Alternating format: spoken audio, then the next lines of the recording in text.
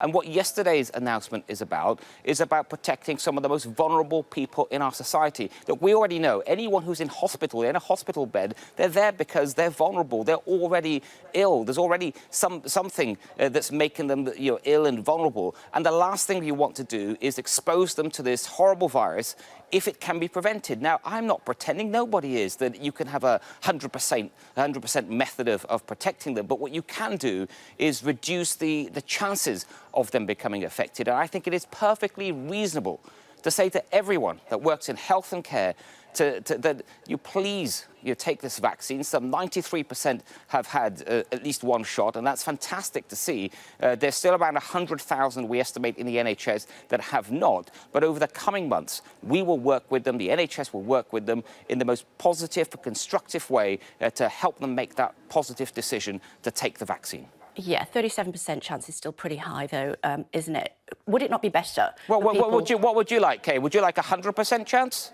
I was just about to go on, if I may. 37% chance. You say it's quite high, but I'll tell you what, 80 and 90% chance is a lot higher. And I think your viewers listening to this program would understand that this is about minimizing the risk. It's about minimizing the risk. With this virus, it's a horrid virus.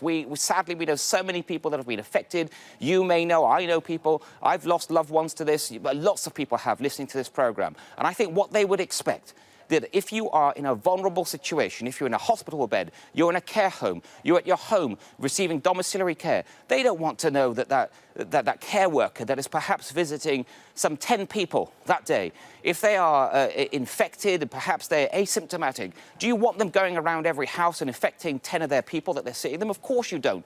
Your viewers don't want to see that. Now, I'm not saying it can be 100%. If I can jump in at some stage and say, I was going to go on to say, why not you test can, but people? I'm only doing what you normally do, but carry on. If I may, I was going to say, why not test somebody every day if they're a frontline worker, and then you're 100% sure that they haven't got the virus?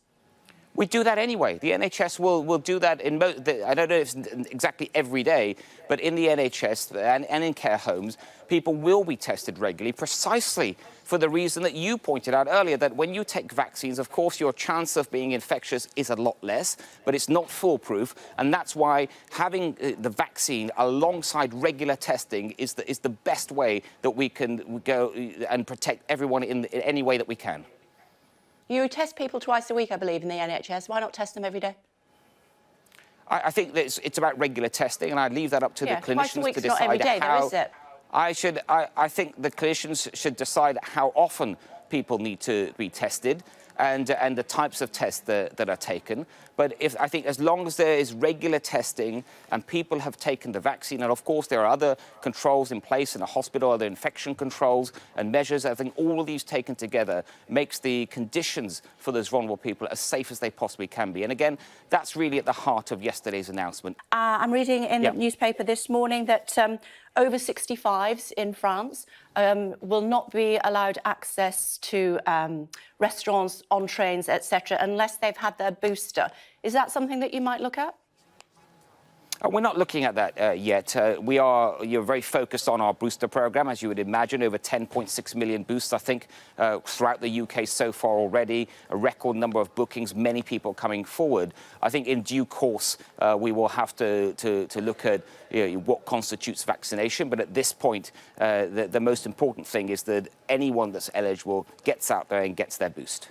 OK, you said yet, so potentially in the future? I can't rule that out, and I think that we know now that the vaccines do wane, and it is important that those vaccines, where it's necessary, that those people get a top-up, and that's what the booster program is about. But I think it's something that we have to keep under review.